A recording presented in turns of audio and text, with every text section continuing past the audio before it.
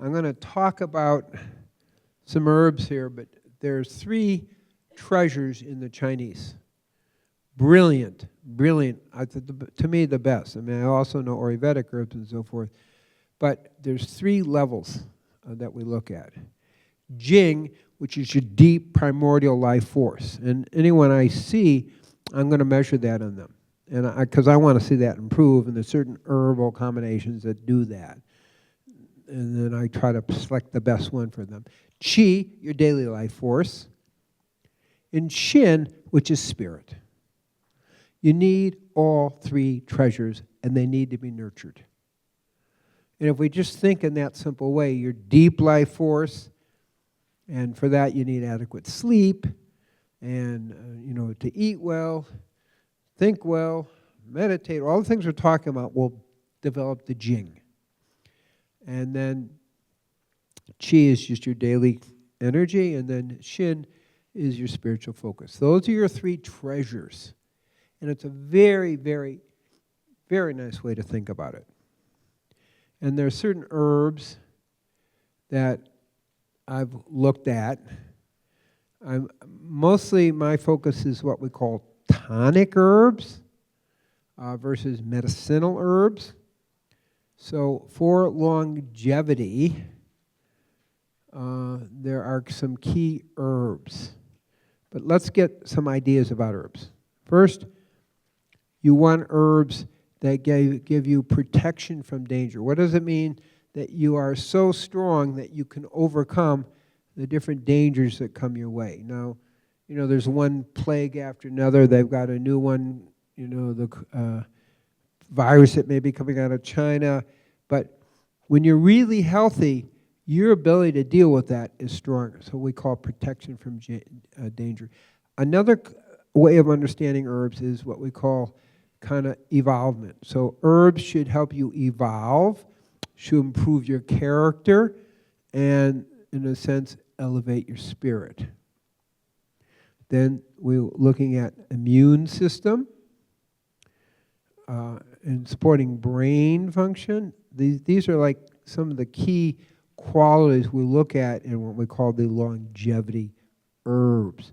So your top 3 herbs, but I go to about 6 herbs.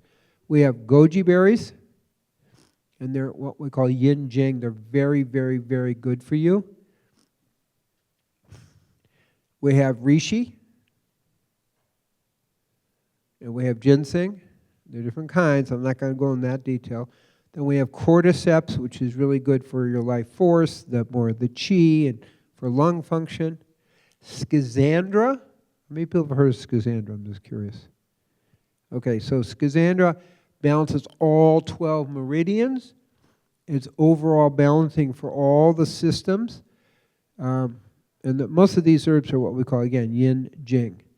And then we have Ganastemnia, which is very good for preventing diabetes and anti-aging. And then Heishu Wu. Heishu Wu is a clear longevity herb, but it builds all the systems. All these herbs build brain function and protect the heart and the lungs. So those are like what I consider the key longevity herbs that to consider. Now, they're taken not as medicines, they're taken a little bit over a long period of time. There are things you're taking day in and day out over the years. That's how they're used. Tonic herbs, not medicinal herbs. So those are ones I do recommend. I'm not going to recommend brands. I mean, we carry the top herbs, those, and I have 2 companies I feel are really the best of all the levels we're talking about. Okay, so I mentioned the sleep before. What we know is people think they get away and get around sleep. Maybe it's more true in New York than not, but you can't really escape it. We need 7 hours minimum sleep. 6 hours, you're not as sharp, you're not as clear. And it isn't just 7 hours, it's 7 hours at starting, the key hours are 10 to 2 to get sleep. So we want 7 hours, but going to bed at 10:30. I go to bed about 10:30, and that's key. Every function of your body does better with it. Your endocrine regenerates. Your serotonin system regenerates. Your immune system regenerates. So sleep is a regenerative time. We have to have that part of it. So it's good to work hard, but it's not good if it goes into your sleep. It minimizes it. And that's key. So I want to emphasize the importance of sleep. Another point, and they're all part of the same thing, love yourself. People who love themselves, I don't mean egoically, I mean having a good self-esteem, I mean feeling good about yourself, I mean thinking positively about yourself. Those are all anti-aging energies. Remember, what we think affects who we are on every level. Now this is kind of funny, but the male-female, women tend to live longer. Women who have more male characteristics do not live as long as women who are more classical female. Men who have more female characteristics live longer than men who are more focused on male characteristics. Was that clear what I just said? So the female characteristics help both men and women live longer, is what I'm saying. Well, I'm going to get to it. The main one is socialization. The main one is networking. The research is very clear that people who, whether they go to church or have some kind of social group or in relationships, live longer. That's the key concept. So men, for example, who are very social, men tend to be a little bit by themselves, but do that, are social and are flexible and are fastidious. Women who worry, not so good. Men need to worry a little bit because they need to pay more attention.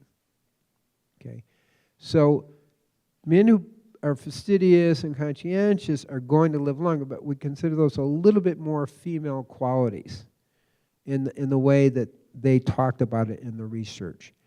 So that's what I'm saying. So men who follow that is okay. So it's good for men to worry about because they don't pay as much attention to those things as women do. As a general characterization, trying to get away from the politics, just looking at the research of it over the last, this turn-in study, women live longer and they're healthier and usually a little happier. And men who are more like that, are more social, are more fastidious, they also will live longer and be more happy. That's the point. Women who don't follow that, who want to be they don't live as long. Okay, that's key. Now, relationships are important too, not just social groups. We know that married couples live longer. However, divorced couples, people don't live as long, and single men, well, actually single women who have never married but have a good, healthy life and live almost as long as women who are married. They're very close in that. And single men who are living, again, a balanced life like we're talking about, live longer than divorced men. So divorce happens to be a very kind of emotional trauma that appears to have a really bad effect on people. We also know that children of divorces live 5 years less. And so the kids are really affected. And they also have more drama in their lives, more difficulty in their lives, more trouble with relationship in their life. So divorce actually is a very traumatic effect on the adults, but also on the children. 5 years off your life is a big deal. Plus, kind of much more emotional difficulties throughout their lives for children, and much less getting involved in relationships or groups. So it really is a big deal. So if we think about marriage as a spiritual path, something you really, really, really want to make succeed and put work into it, you're not only increasing your well-being, but also the well-being of your children. So those are pretty important statistics that we're looking at.